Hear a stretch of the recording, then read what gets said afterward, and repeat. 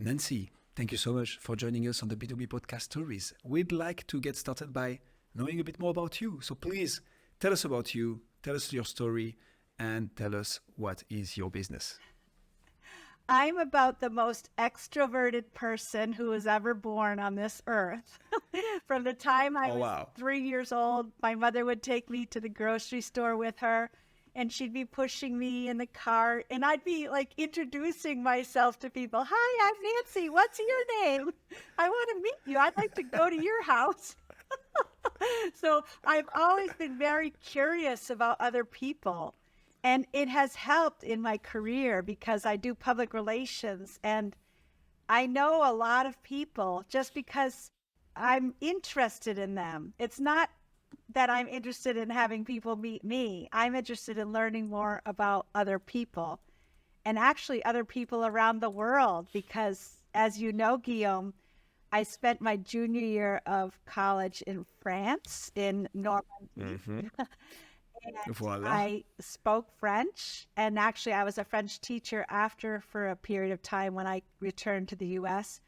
And I also have relatives in Germany, and I've traveled worldwide. I've been to New Zealand, and I'm just so curious about people. And I think my father, he died in 2006, unfortunately, but when I was in college, he told me he thought that public relations would be a good profession for me because of my personality. And he was right. And I just feel that connecting with people is my superpower. It's like what I was born to do. And in public relations, I connect with the media and journalists on behalf of my clients. And I help them get what you call earned media, which are stories in the news media. And then we share those stories on social media. So when social media was invented, I thought that it was invented just for me because now I can connect with people all the time. And that's what I do. It's a little bit of a problem, actually. Because I love looking at all the social media. I look at LinkedIn, I look at X and Snapchat and Facebook and Instagram. And I feel like each one of the social media platforms is like a club. You know, it's like, it's a club that has its own people and kind of its own rules and, you know, different customs. And you really kind of need to understand the customs of each of the clubs. Like, it's not like the same for all of the different social media platforms. So that's one of the things I feel like I do well because of my personality. Absolutely awesome. So a lot to unpack here, and I'm super curious to a few points you mentioned. First of all, so the public relations that you operate in, what do you do exactly? Do you propose companies to tell their stories on social medias? Do you propose them to meet other people? Is it more for individuals, like, I don't know, public faces? How do you go about managing PR for others? Well, of course, I started my business in 1991, so there was no social media back then. So the roots of my business were in working with journalists on behalf of my clients to get earned media. So that's how we got our start, and we still do that. But then when social media came along, we started managing social media for our clients. And we find that when you share links to earned media stories, whether it's a television broadcast story or radio or a newspaper or magazine article, if you share those on social media and you help drive traffic to the media outlets, they take note of that and they'll say, wow, that story that we did about Nancy Marshall's client got a lot of traffic, and they start making the connection. And then those media outlets will be a little more willing to do a story that I suggest because they know that we actively are promoting it. And that's kind of been one of my secret weapons, to be honest, is making that connection between the traditional media and earned media. And I feel like traditional media and social media. And so sometimes there are disadvantages to having been in business as long as I have, because, you know, you're older and in this world, being younger is kind of more cool, but I do feel that there are certain advantages to having watched how the media has transitioned over time, because I have been working in public relations for 40 years, but I'm still alive.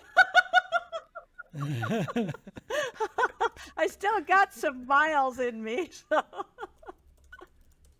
So then, see, just for the record, I find you very cool personally. So on that part, even if being young might help that, you're definitely cool. Now, I'm super you. interested into, so because for sure what you pointed is super important. Like being aware and savvy about the latest technology is super important, but having seen the evolutions on what works when and where is also a huge advantage. And whether it's on traditional media as mainstream or even social media or the new forms of communication, human psychology doesn't change that much, right? Or at least not in a few decades. So all the experience you get from doing all this PR stuff and related activities throughout the years, those are stuff that you can leverage afterwards on new platforms, being, hey, yeah, this is the new way of delivering it, but the fundamentals, the base is still the same, and we can just leverage that very experience into those new platforms. Am I Exactly. Yeah. getting that properly? And part of what you're talking about is having a brand story. And, if you have a good brand story, you can share it in a variety of ways.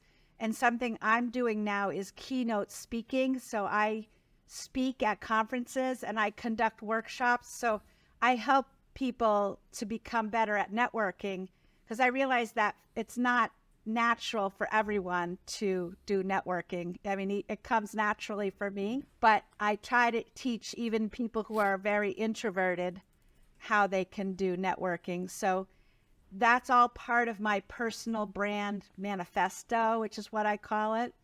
And in my business, we write personal brand manifestos, but also business brand manifestos to really dig into the history and what makes a company unique. And then once you have that brand manifesto, we actually create what we call a message map, which is a way to condense the story into more simple messages. And those come in handy when you're communicating on any platform, whether it's social media or creating a new website or doing a keynote speech or even just having a one-on-one conversation with a prospective client. You always want to tell the story of what makes you or your business different from everyone else who does the same thing, because you want to be memorable. And I think that's one of the things about me and my agency is that people tend to remember. And again, it's because I take an intense interest in them. And that's something that my mother taught me from a young age, is that people really love to talk about themselves. And if you listen and remember some details about them, then they're going to like you even more. So my mom passed 2 years ago, but she taught me some very important lessons that I use in my business now. Amen. I think that's Dale Carnegie with How to Win Friends and Influence People, who really put the emphasis on that, saying the number one favorite topic of everybody is themselves. And if you manage to get them to talk about themselves in a positive way, and like in a way that makes them feel good, then you want them as a friend. Very interesting concept. A very wise woman, your mother. Yes, and Dale Carnegie was pretty wise also. Indeed, as well, indeed. You focused a lot on, you mentioned quite sometimes stories. So obviously here we are on the B2B podcast stories. So I think we're a bit aligned with your thought process here. But can you tell us a bit more why telling the story of those clients that you have on whatever the media platform is important for you and you think important for them and their brand? Because you could just be saying and going about whenever you have a new press release, I'm just going to make sure that it's properly communicated. I'm going to put you in touch with X, Y, and Z company or influencer or whatever. But you mentioned quite sometimes stories. Why is that important for you? People are much more likely to remember a story than they are if you give them a list of bullet points or a numbered list of something. I mean, it's as old as hieroglyphics that cavemen would carve in the caves. They would tell a story through pictures, or even the Bible is just a series of stories. So storytelling is as old as civilization itself.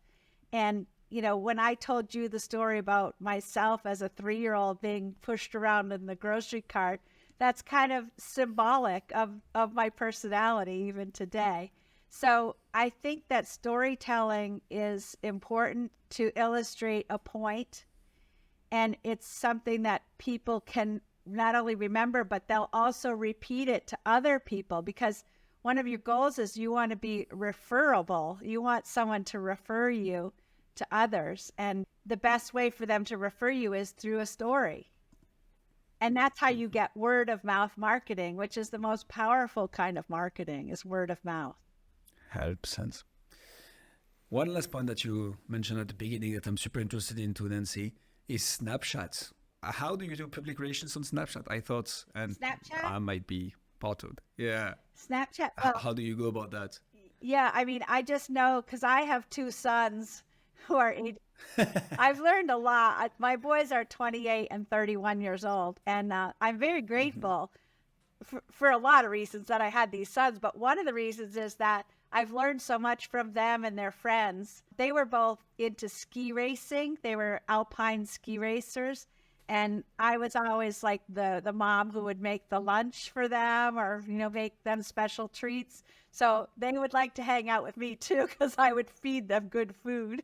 But while I was making cookies for them or whatever, I would ask them a lot of questions. And I know that Snapchat is a popular platform for that demographic. So that's another thing, I guess, that I've been mindful of, is to use a platform that targets the audience that you're going after. So if I'm trying to develop a campaign that's targeted at grandparents, for example, I'm probably not going to use Snapchat. I'll probably use Facebook, because grandparents are looking at Facebook because that's how they communicate with their grandchildren.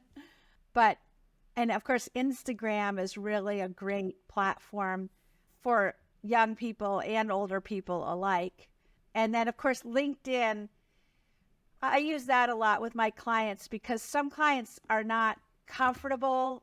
Like, they feel a little nervous going on the regular social media, whereas LinkedIn is kind of a safe place. You know, it's like it's all professional. And so I have an electric company that I work with, and I work with the president directly, and I help him with his LinkedIn posts, and he's comfortable with that. Since you've seen so much of the media industry, how have you felt about this change? So you mentioned social media really taking over, but what social media really brought was a third wave of the internet, they say, right? So you had the first wave, which was just you're reading information off the internet. A lot of the time, the second stage was when blogs kind of came about, and then there was like this uploading of stuff as well as reading of stuff. And now we have the third wave, which is actually people interacting with each other and commenting and instantly messaging and stuff with each other as well. And what that's kind of done is democratized media all of a sudden, where before media was really just you had to be on a TV news channel, or you had to be on a radio show. You had to have a lot of upfront investment to be able to afford to be in front of thousands of people. Now you can be in front of hundreds of thousands of people with devices you already have and things you already have as well, right? So it's kind of democratized the landscape. No more platform, I'd say, has done that more than podcasting, because it is long form media democratized to anyone with a microphone and something to record with and an internet connection. So have you seen like podcasting as like a democratized media? You've seen traditional media, and now you have, let's say, new media, which is the individual creators. How has that affected the PR landscape? Well, first of all, I want to say that there is still a lot to be said for journalism, which is run by journalists who have ethical standards. And it worries me a little bit that some people, especially younger people, may not understand the difference between something that's a newspaper or media outlet that's run by a journalist versus social media, where people just, they can post whatever they want. On the other hand, I do feel that podcasting is a wonderful tool because, for example, the three of us are having this long conversation right now and going in depth on a certain topic. And if it weren't for a podcast, we probably wouldn't be doing this right now. And there's a lot of people who will have a long and intense conversation with me on my podcast because it's a podcast. Whereas if I said, could you sit with me for 45 minutes and just answer all my questions? They'd be like, no, I'm too busy. So again, being the extrovert that I am, I just love that I can reach out to somebody like John Lee Dumas. I don't know if you know him. He's quite a famous podcaster, and he's actually from the state of Maine, where I'm from. But he lives in Puerto Rico now because he doesn't have to pay so much taxes. He's making so much money. But he actually came on my podcast, and he would not have otherwise spent that time with me, talking with me about his business. So I feel that podcasting is a great way of doing what I call content marketing, or you could call it authority marketing. It helps you position yourself as an expert in your field. And it also helps you connect with other people who are experts in their fields as well. Yeah. No, Gil and I are big believers in that. We've always said that podcasting gives you three main benefits to podcasting. One is you get a bunch of content that you can repurpose onto all your different channels. That's going to drive you views. That's going to drive you clicks. That's going to grow your brand. But of course, just being on a podcast, for example, us being a podcast about podcasting, positions us as authority figures on podcasting, right? Which is what our company is all about, is about helping companies with their podcasting. But then the last one, which is the one that people and a lot of our clients actually tend not to think about straight away, is just as a cold outreach mechanism, right? You can reach out to anyone and say, hey, would you like to come on my podcast? And they're much more likely to say yes than they are to say, hey, can we have a 45-minute conversation? Or, hey, can I tell you about my agency that does PR, which combines social media with traditional media and is able to bridge the two together? And then maybe someone's not going to open that email twice.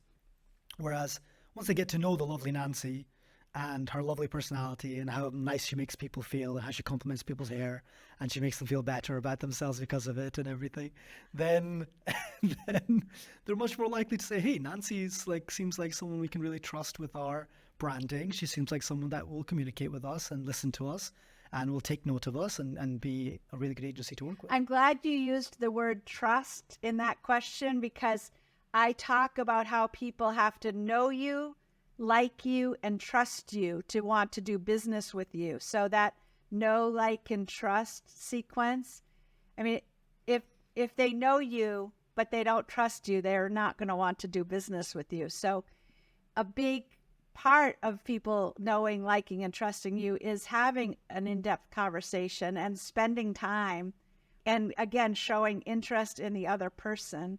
Those are all some of the secrets to success in business, I feel. 100%. Know, like, and trust. That's definitely a very good place. And so podcasting gives you all of them, right? You get to know the person through having a podcast conversation with them. Hopefully they like you after they speak to you for 45 minutes. If not, then you have bigger problems. And by the end of it, they should trust you as well, because they've had that in-depth conversation with you. You've gotten to know them and you've started building that relationship. Now, trust is obviously something that builds over time, but it's a great start, right? That leads to further conversations, further engagement, and further trust building as well. Yeah, so have you used podcasting specifically for that? Well, I started my podcast 5 years ago because I learned about the concept of content marketing, and also being, again, a little bit older, I wanted to show that I had a handle on technology, even though I get help. Between you and me, I get help with technology. But I wanted to show that I had a handle on the newer techniques of marketing, because the older techniques still apply. Like, press releases are still useful in a lot of ways. But again, that secret that I told you about, that if you get traditional media coverage and then share it on social media and drive traffic, that's been like magical for my business. And journalists will recognize that if they do a story on me or one of my clients, we're going to promote it on social. I also want to touch on the storytelling aspect. I mean, podcasts intrinsically are story-based, right? They're conversational. And in conversations as humans, we tend to bring up stories or talk about stories. Most podcasts are going through people's stories like we are today with you. And then you mentioned earlier the importance of stories as well, right? So it kind of lends itself perfectly to each other, doesn't it? Oh, definitely. Again, people love to tell stories, and it gives content that people can share with others as well. So I think a really good podcast will feature a lot of really good storytelling. Yeah. And people love to listen to stories as well, right? Like you said, even the Bible is a book of stories, one of the most popular books in the world. That's right. Right? So it's very memorable, and you take a lot of lessons away from stories. That's right. I think that's where intrinsically our love for stories really comes from. I mean, in the olden days, older than the olden days, there were no writings, or people used to write on bones and walls, like you said, and stone, but it was only like the really big stuff. But even then, storytelling around a campfire was something that really progressed down the ages. And let's say a podcast is the modern day campfire. That's right. And I love campfires also. I did a lot of camping as a child. I worked in a summer camp when I was growing up, and I used to actually lead songs and singing around the campfire. So Unfortunately, that a distinct lack of s'mores at this campfire. Awesome. So tell us a bit more about the PR Maven podcast, Nancy. So what was that all about? Why did that get started? Well, again, I wanted to show that I had a handle on new technology and techniques in communications.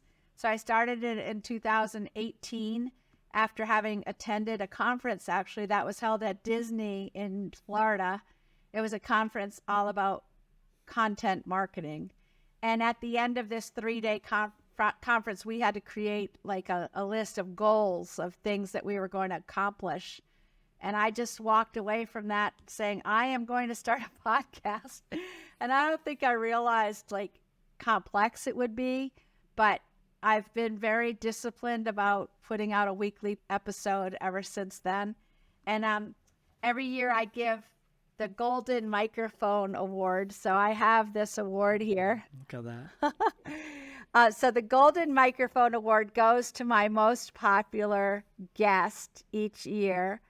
Ironically, well, the first one was in 2019 to a police officer named Lieutenant Tim Cotton. And he does Facebook. He has hundreds of thousands of Facebook fans around the world who read the stories that he posts on Facebook about being a small town police officer. And I've actually had him on 3 times on my podcast. And then just recently we had Bob Schultz, who is a client actually from Puritan Medical Products, which is a company that makes the swabs to test for COVID-19. And of course, during COVID-19, that company experienced a tremendous amount of growth, and they received a lot of money from the government to expand their production.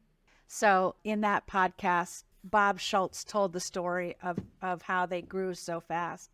So when I identify who has been the most popular guest of the year, I have a party at a wine bar where we drink wine and we have a toast. And we record a live podcast in person while drinking wine. Those are my favorite podcasts, actually. Actually, when I did the one with Lieutenant Tim Cotton the first year, there were some people who made comments about how much the host or me was giggling because I was having a few drinks and it was funny and it made me giggle. Although there are other people who actually listen to my podcast because they like listening to the sound of me laughing. I've had guests who have said, I don't really care about anything you say. I just like to listen to you laugh. So maybe I would do better if I just laugh and not even talk. Yeah. Well, you should start an ASMR. Oh, yeah. ASMR That's channel. it. Nancy, do you know what that is? No, what's that? It's like it's the channel. So there was this trend that came about like 10 years ago, or so, which was like people speaking really close to the microphone like this, and then they would be tapping the microphone like this, and then they would be speaking and making sounds with their mouth like this, and people love to fall asleep to it, and they like it as background noise, and they find it very relaxing. I don't know how that came across. Maybe that was terrible. The experience was amazing, Sam. Thank you for that. You call very it intimate. It's very intimate. ASMR? ASMR, yeah. Alpha Sierra Mike Romeo. What ASMR. does that That stands And for so, Autonomous Sensory Meridian Response. okay. Is a Yeah, tingling so- sensation that usually begins on the scalp and moves down the back of the neck and the upper spine. And the idea is to really have an audio tingles. file that kind of like takes you through that feeling. And there is ASMR for anything, really. There is a very famous, you might want to look at a recent video from Bentley, Nancy. There is a very interesting, PR move, I guess, that came about. And there is this lady like just having an ASMR microphone, because I suspect, correct me if I'm wrong with something, I suspect there is a specific microphone for that.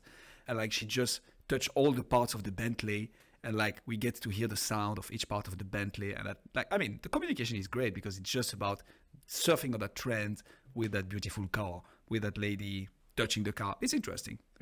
But there is ASMR for anything now. Yeah. I'll have So to Nancy look Marshall into it. laughing ASMR. That could be Yeah. the next viral. Could be the next viral video Let's go. out there. You heard it here first, That's Nancy. right, You heard it I here wrote first. it Nancy, down. when you make a million subs YouTube channel for your ASMR laughing videos, you Voila. need to reference the B2B Podcast Stories episode where we gave you the idea and then you became a millionaire because of it. Awesome. So we know why you started and how you started it, and I like the fact of like, okay, I'm getting out of this comfort. Well, I basically actually the magic of Disney at it again. Like it strikes again. You get out of there and you want to start a podcast. That's a very interesting one. But so then, what kept you going, Nancy? Because 5 years is not nothing, especially as you very accurately said. Like one episode a week is not nothing. Like it's time to find the guest, time to set up the interview, finding the right time, having to reschedule because the guest cancels or have a sore throat, and then writing down the script and getting them booked again, and then recording and then doing the post-pro and so on and so on. So how do you go about keeping up with a podcast with a weekly episode for 5 years without a miss? Because I think you are up 266 episodes. So if my math is correct, that's exactly a bit more than 5 years. So congratulations, first of all. But how do you go about that? Well, I have a right-hand person named Emma Dimmock who works with me, and she does a lot of the behind-the-scenes work. So when I identify who I want as a guest, she'll reach out to that person. She does the scheduling. Then she'll remind me that I need to write the questions. So I write the questions, but then she sends the questions to the guest, and she does the show notes and the social media. So she does a lot of the work that I don't have to do. So, I mean, when That I helps. record my episode, I have a file that she provides to me on a smart sheet with all my questions and the biography of the person and everything I need. So I don't think I could have done it if I had to do all of that work myself. So it helps to have a team. 100%. So big shout out to Emma. That's her name, Dimmock, Nancy? yes. Big shout out to Emma Dimmock, Dimmock. who's on vacation this week, actually. So Which I think is well deserved, because for the people listening to this episode right now, we are recording in between Christmas Eve and New Year's Eve. So it's like the Friday in that week. So thanks, Nancy, for taking I know the a time, lot of actually. people are taking a day off today. Indeed. Well, but I don't consider it really working, podcast recording. It's just about fun and having a nice conversation. Exactly. But so It's just talking is not work for me. in the nature. But so makes sense. I get it helps. I get it helps to have somebody backing you up and helping you with all things podcasting. What were the main challenges that you faced actually with the PR Maven podcast? Because we want to dive a little bit deeper right after into how did that podcast enabled your business or helped your business somehow. But first, what were the challenges that you saw, that you encountered, that you maybe didn't think of in the first place, but then ended up, well, walking around because obviously you keep ongoing with the podcast? What were those? I think the time commitment is a big challenge, and I oftentimes say to myself, is this really worth it? And maybe I've done enough. Maybe I don't really need to keep doing it. And then something will happen that's really great. And I'm like, oh, I can't stop. I shouldn't stop. And I'm also afraid that if I stop, that I'll lose the momentum. So that's been a challenge. There's also sometimes scheduling challenges. Somebody will say they want to come on as a guest and then they just don't make themselves available. And you'll have it scheduled. And I've had people cancel 3 times. And I have a rule. If they cancel 3 times, I'm not asking them again. Because my time is valuable, and that means that I've blocked out an hour of my time and I've said no to other opportunities. So I don't like that. I don't really have a hard time getting guests. I always have a lot of people in mind that I want to have as guests. And I do enjoy having clients as guests. I find that if I have a new client and I ask them to come on my podcast, it shows them right off that I'm capable of generating and helps generate a lot of media coverage for them, even if it's social media. So that has been helpful. And then, sometimes there will be challenges with the technology. There have been entire episodes that have been lost due to tech problems, but luckily that hasn't happened too often. Do you often have clients on the show? Because that's an interesting part. We have clients who actually use it the other way around. They get potential clients on the show. Here again, so it's a bit of a sensitive one, but the idea is to really leverage your podcast as a business enabler. However, when we recommend this strategy or where we enable this strategy, we're really like, it must be genuine in the first place. Like, you must be wanting to produce good content, having the guest appear as a thought leader, answer to a problematic or to a certain topic during the episode and have a nice conversation. But then, and I think we touched upon it a bit earlier in this episode, podcasting is an amazing door opener. You end up having a 45 minutes to 1 hour genuine conversation with somebody who is right into your target clients. And then you have that positive experience, that positive moment built with the brand that you can leverage afterwards. But you do the other way around. You get them on the show once they are a client. So how do you go about that? Because technically, have you just delivered to them? So it's like interesting to have them on the show to kind of testify of it? Or what's the idea behind it? Actually, the last 4 years, the last 4 of my most popular guests have been clients. And I think that they oftentimes they enjoy sharing the episode with their audience to sort of show, look at who we've got doing our public relations, Nancy Marshall and the team at Marshall Communications. So it's a point of pride for the client to show that they're on this podcast and show that they're working with Marshall Communications. And then, so they're motivated to share with their audience. And I think that's a big reason why those have been the most popular episodes of the last 4 years. A lot of times when I have a new client, it takes a little while to get them into the traditional media.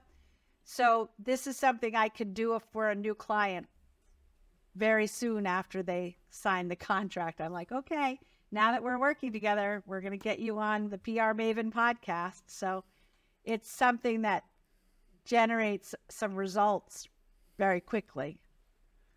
Super interesting. So actually, to the question, how do you potentially use or leverage your podcast for your business growth? It's actually one of the services you deliver once you've signed the client. You actually get them to sign with you, so you represent them or you help them with all things PR. And then you're like, hey, as a first step, a very quick and easy way is to get you on the podcast that has more than 250 episodes, steady and growing audience, a well-recognized brand, and we're going to get to talk about yourself So that's our first PR move. Is that how Yeah, you but I would never say transfer? quick and easy because it's not quick and easy. I've invested a Fair. lot into this podcast, so it's been I've laid the foundation of this podcast, and so I'm honored, and you should be honored too to be on this podcast. 100%. So I meant easy and quick for them because they just sign with you and they get already a good piece. But I get that, Nancy, for you, we know about it. We're not at 250 episodes just yet, but 200, we know how much work there is behind it. Yeah. And definitely hats off for Yeah, that. and I do really appreciate it when the client or the guest does a lot of promotion.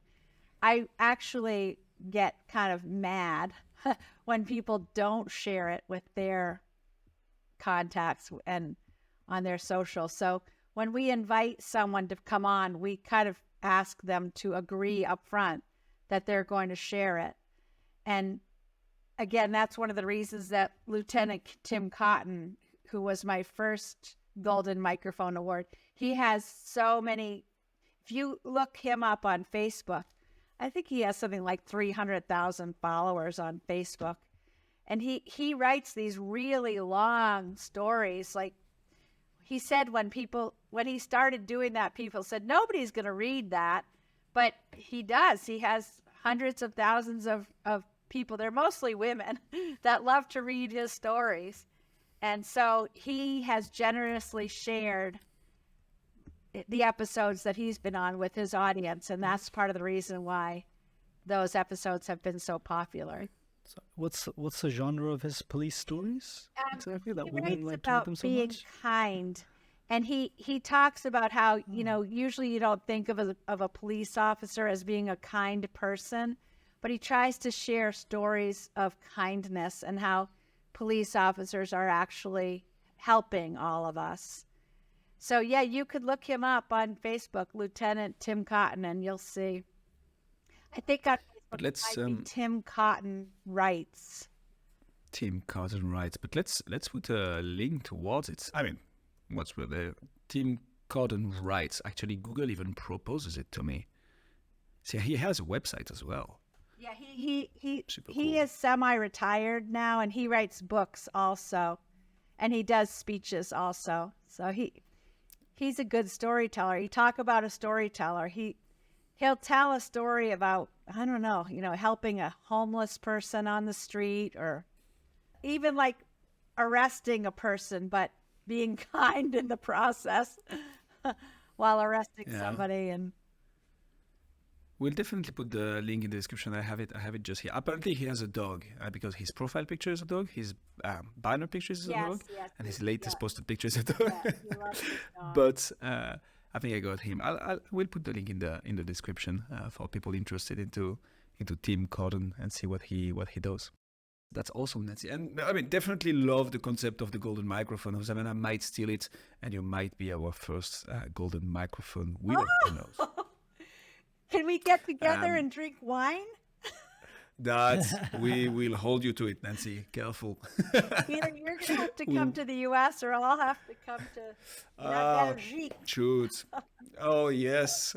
Depending on where we are, but the safe bet is U.S. We're happy to move to the U.S. to do a glass of wine. Business trip. Exactly.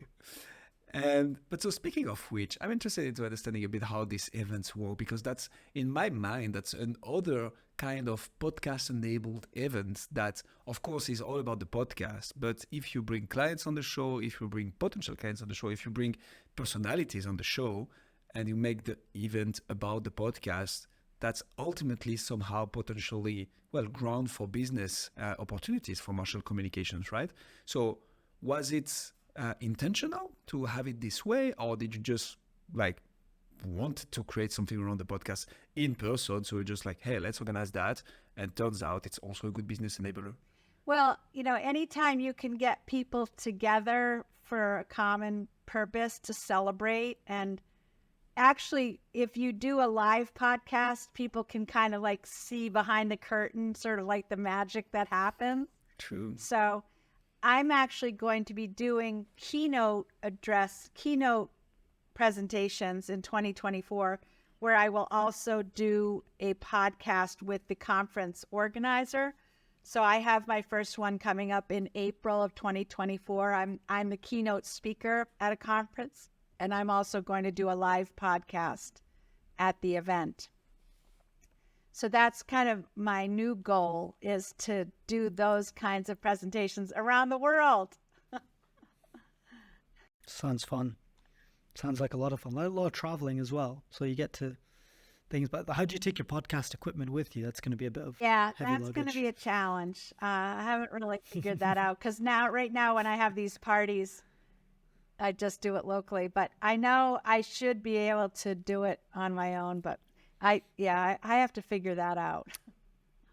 I'm sure you'll figure it out, Nancy. I'm sure we could, if you want some advice, happy to. Guillaume and I are well known for turning up at people's offices with iPhone stands and cheap mics to record in person at different locations. So happy to sit down with you afterwards and talk you through Okay, that would be a lighter helpful. setup if you like. Nancy, to end the episode then, so we always ask our guests to give advice to the up-and-coming podcasters. So you've been in the game for 5 years. You've seen all the way through, in and out. What would you say is like the top 1 to 3 pieces of advice you would give anyone wanting to start a podcast, that wants to get good at podcasting and also wants to grow their show? Well, it's a long game. You don't go into it just thinking that you're going to do it for a few weeks or a few episodes. I think there's a statistic that the typical duration of a new podcast is only 7 episodes, and people how much work it is and they quit. So I think it's important to go into it realizing that it's a big undertaking, and you need to go all out. Like when you do it, you need to do all the social media to accompany it, and you need to promote it. So it's, for me, it's like having another client. And you can't just do it and hope that people will find out about it, because they're not going to find. There's so many competing podcasts that you have to stick with it and promote it. So I guess that would be my advice. No, that's solid advice. Stick in it for the long haul. Don't think it's going to be overnight success, and make sure that you actually promote it as well. It's a very fair point. We do get a lot of our clients come to us and say, "Hey, look, it's been 5 episodes. Why don't I have hundreds of downloads yet?" And we're like, "Yeah, well, we're starting out. That's all good. Remember, we reminded you at the start. It's going to take some time. But look, your social media posts are doing really well that come out of the podcast." So we always try to, although it is a long haul. On the actual podcast side, instantly you can convert it into social media results typically.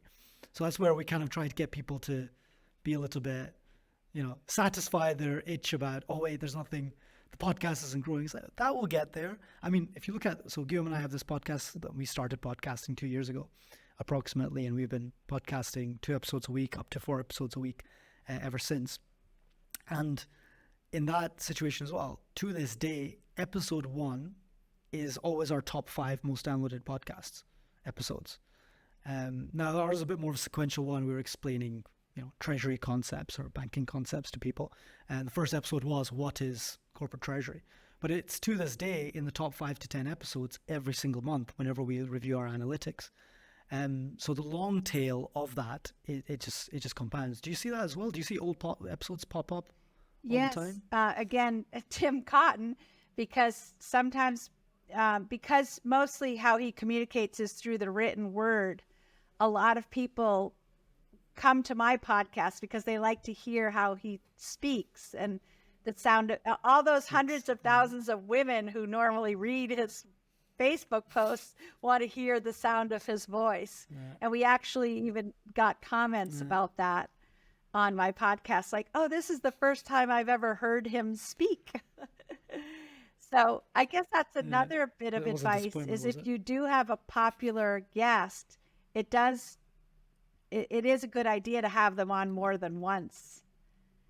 And that's why this past summer we created a little mini series we had 3 episodes in a row that were all Tim Cotton, because we just knew that he would draw the audience. That's super cool. So Nancy, we'll have you back on in a year on the B2B Podcast Stories, because this will be the most popular episode of of the year by then, and then we'll say, hey, Yeah, because I'll be promoting it to my people too. Yeah, Here we go. that sounds great. And that's it. But thank you very much, Nancy. Thanks so much for hearing about your story. I loved your story and your anecdotes specifically around how you can, like, podcasting offers this really nice bridge for your clients. I think that key takeaway Guillaume and I are taking from this is actually, we've always said get your potential clients on, but getting your existing clients on and then building that relationship with them and that rapport and instantly giving them some value by giving them a bit of a platform on something that you've built over so many years, and really solidifying you as their new agency to have on. I think that's a really Right. good tip. I think so too. Amazing. Nancy, appreciate you a lot. Thank you so much for being on the show. Thank you. I enjoyed it. Have a great new year. Thank you for listening to the B2B Podcast Stories. We hope you enjoyed the show, and if you did, please don't forget to hit subscribe and check us out at ghamarketing.com. Have a great day.